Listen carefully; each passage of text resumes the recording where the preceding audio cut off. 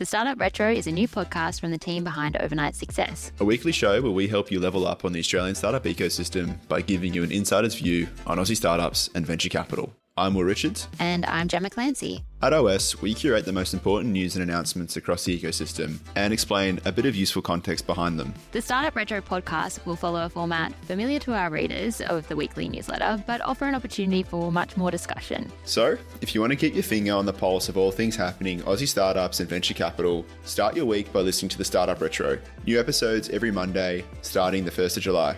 The Startup Retro is brought to you by Day One, the podcast network for founders, operators, and investors.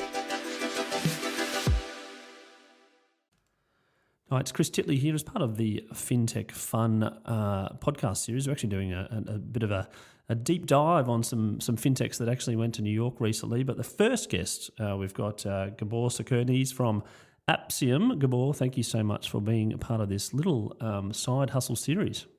Oh, so happy to be here, Chris. Thank you for the opportunity. apxium, let's talk about the business in its own right, the early days, how it began and where you're playing in and what sort of market you're in. Absolutely. I wasn't at the very, very start of the business. Jeremy Coombe, our founder and CEO, started the business, but I was, one of the first employees on. We were actually neighbours. That's how I joined. Oh, I there saw you what go. he was doing, and I sort of became an investor / employee. But Jeremy's idea was that he was working in the banking, lending, sort of structured finance environment, and his thinking was that while banks have great visibility into the financial situations of companies when they lend, non-bank financiers tend not to. So his initial idea was, how do I do it? How do I see into these systems that these clients might be using so we can get visibility around their invoicing and accounts receivable? So that was the first thought. And since then, the business has pivoted to where we are now. And now we are very much a full end-to-end accounts receivable solution, very much specializing in the professional services environment, but realistically with much broader scope. And in Australia, where we started, so we started about 6 years ago. We work with hundreds of accounting firms, and we do have multiple solutions for them. One, which is what we'll talk about and why we were in the US, which is our accounts receivable payment solution. But we actually have a couple of other solutions as well. One is a disruption to a product called audit insurance. And then we also have some automated payments around ASIC renewals, which again, it's a very Australian thing, but we're not looking to take those initially into the US. Just on those products, and I've used them before or know of them before, having a PTY LTD. So audit insurance is obviously when there is an audit on your file and an accountant says there's an audit, there's extra work involved, and therefore you have to pay, like in any normal insurance policy, the idea that if the accountant goes up to $10,000 or $20,000 of work, then that's covered as part of your annual fee. Right. And then you've got the ASIC renewals in terms of I don't know the fee off the top of my head, $280 or something every year that people miss or people get your pay details and go into, and if they forget it, and then the fine is extraordinarily large compared to the underlying cost that you forgot to pay. Yep. So yeah, we've got two solutions. On the audit insurance side, we actually don't. What we've got is what ASIC calls a prepaid compliance service. So we're the only ones with that intellectual property in Australia, whereby we allow the firm to move away from selling a product to selling a service, effectively giving their clients the same undertaking, that if there's an audit or review, then they will do the work for them. But the difference is that in that instance, the accounting firm gets to keep all of that service premium instead of needing to go to an underwriter. Right. Insurer. Okay. Yep. Yeah. Yep. Excellent. And that's going really, really well. It's very successful. And on the core business in its own right, the accounts receivable, the feedback that you've got over the course of the little while from the accountants, the processes. I'm sure everyone has different processes and procedures, but you've managed to try and simplify that a little bit to the best of your ability.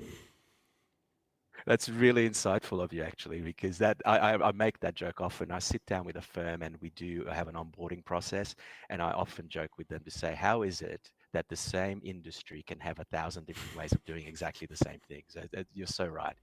And so, yeah, what we've done is we've built a set of tools which systematize a lot of that accounts receivable functionality. And we've had a lot of applied feedback. So yes, we had, as I mentioned, there was multiple pivots along the way, but we started with a thought and we built the initial system to do this thing we imagined would be helpful. But since then, all these years of applied feedback now find us in a place where we have honed it, refined it, and it's very much fit for purpose, both here and overseas, because we are now quite successful. We have clients around the world. So plainly, those learnings we've had have been taken on board and have created something useful to our client base. Let's just talk about that overseas thing for a second. You mentioned there in terms of the business being founded. It's founded in Australia. Is that right? In Australia, specifically Adelaide. That's Yep. where all our staff are. Yep, excellent. And then the idea of like, how can we take this to a global? I mean, it's not as just easier said than done just to go to North America or another market with different Yes, jurisdictions and legislation, etc. Can you talk about that process and how you've been successful in doing absolutely. Yeah, and in many ways we've been fortunate. We've had our clients being very positive about us. So essentially, we were very much only in Australia initially, but we've got some big accounting practices and that use us, and you've got big KF, Pitcher Partners, they're sort of large firms, and these firms have relationships around the world, and it was really those relationships that brought this all to fruition, whereby those, for instance, in England, found out about what we were doing here, and they reached out and said, "Well, this is very interesting. Could we also take advantage of the things you've built overseas?" And so we then had to look into that, and of course, there was legislative changes and different payment rails and a whole bunch of complexity. So as you say, it wasn't easy, but nonetheless, if nothing else, at least we had somewhat of a captive audience interested in what we were doing, and so they were willing enough and nice enough to realize that, hey, this is the first time we're doing it, bear with us, but we are keen to do it. Yeah. And so the very first clients we had overseas were in the UK. Then we went to Canada, and finally now we are live in the US as well. So that was actually how we did it. Right, and then honing in on that US, and then part of the reason why we're doing this interview is that you got accepted into a recent program. I think it's called it's going to go the Fintech New York Landing Pad program, or is it the New York That's Fintech right. Landing Pad? It's an Australian Trade and Investment Commission, Austrade initiative, Great, and they call it the New York Fintech Landing Pad. That's right. And let's just go. What was the program? How did it all go? And what was the process? Well, we consider ourselves super fortunate to be chosen. There were 7 companies that were in this particular group. Now, I believe this was the 4th time they ran it, and normally it's a 2-week program. This time they've compressed it to 6 days. And so we were chosen for that. And the idea was that you go over and you spend time. And Austrade had hired an external advisor called Weave Acceleration, which is a New York-based accelerating hub that had the program already running. So they've done it with many companies from around the world, not just Australian. So they really understood what do you need to do in order to be successful in the US. And so Weave was who ran it, and it was a 6-day exciting. I have to say it was designed for companies that are thinking about going to the US, but maybe not necessarily there yet, because the idea was that you could find things you need to be aware of, such as cultural differences, managing pricing, managing your marketing, what are the legal and, I guess, regulatory differences. So it was very useful for those companies that are considering doing this. We, as I mentioned, are already live there, and we had some of that already bedded down. But nonetheless, it was a super exciting week. The way it worked is generally we had mornings, we had structured sort of environments where professionals would come in and talk to us, and that could be lawyers, VC funders, and anyone with special skills to tell us what's different between the 2 environments. And then we also had mentors assigned who sat down with us, and also had residents who essentially were tasked with trying to find a deeper connection between us and their connections. So that went really well. Excellent. And then through that, I mean, 6 days is jam packed into. Sorry, you go. It is. No, that's right. It was a really busy period, and given that I just landed the day before, I had jet lag for 3 or 4 of those. It was difficult. Right. Yeah. And then from that point of view, I mean, like the last couple of years, we haven't been able to travel overseas, really broadly speaking, to actually go to the sort of the financial hub of the world, really, in New York, with some other Australian fintechs. I mean, how important was that human interaction and that networking ability? Being in a different city outside of Australia. It was very, very helpful, and for us, I think it's necessary. So, for instance, I mentioned that we already have live clients in the US remotely. So Gabor, sorry, you're just And cutting. You're I cutting think it out. just became You're just cutting clear out a little that bit there, when mate. we Sorry. landed and we talked to the sure, that's all right. I'll keep talking and let me know if Yeah, I'm no, you're cutting back. You're out back or on. Sorry, man. I don't know what happened there. Maybe a glitch in the internet. okay. Yeah, possibly. You never know.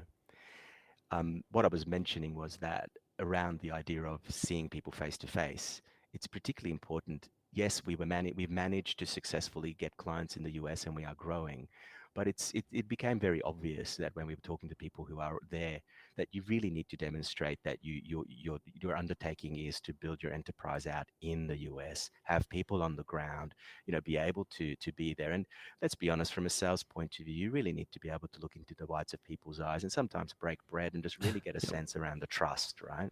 Absolutely, I think that's very important. I think it's more so that there's always been a couple of year gap. So when people come now, it's like, well, this is let's actually sit down and break bread, as you mentioned. The final few days or the final days, there was, I believe, like a pitch event or a demo day. How did you go, and how did your company go in terms of preparing for that and getting through all that?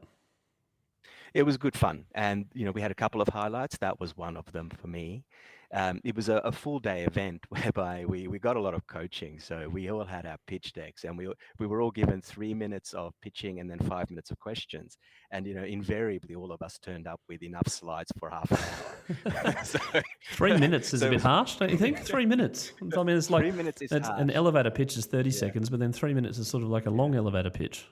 It was that, and we had some marketing specialists in the room, so we all ran through our first initial run through, and they gave us some very honest feedback around what we needed to do, and that was really good because it helped us really be on point at the night. So at the night, it was in the SAP tower in the Hudson Yards, which is a brand new building. We were up on the 50th floor. It was really, really quite special. Roughly 100 plus people in the Yeah, room. wow. All there was collaborators, there was the mentors, as I mentioned, but there was also investors and just generally people interested in what is coming out of Australia and what's coming to their shores.